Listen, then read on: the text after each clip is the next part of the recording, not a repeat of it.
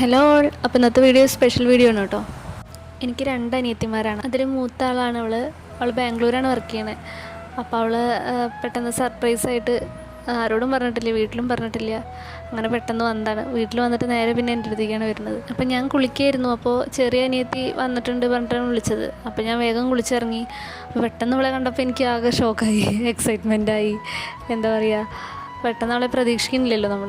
അപ്പോൾ ഭയങ്കര സന്തോഷമായി. എന്തായാലും ന്യൂ ഇയറൊക്കെ ആയിട്ട് അവൾ ഉണ്ടാവുമല്ലോ.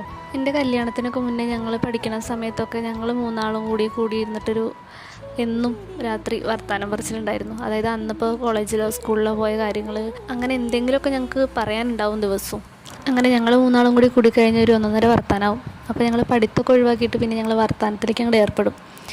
അപ്പോൾ അങ്ങനെ ഞങ്ങൾ തമ്മിലുള്ളൊരു ട്രിയോ ഞങ്ങൾക്ക് മിസ് ചെയ്തുകൊണ്ടിരിക്കുകയാണ്. കാരണം ഞങ്ങൾ 3 ആളും 3 സ്ഥലത്താണ്. അപ്പോൾ ഞങ്ങളെപ്പോലെ 3 സിസ്റ്റേഴ്സ് ആയിട്ടുള്ള ആരെങ്കിലും ഉണ്ടെങ്കിൽ കമൻറ്റ് ചെയ്യൂ. അപ്പോൾ ഇന്നത്തെ വീഡിയോ എത്രയേ ഉള്ളൂ. Thank you.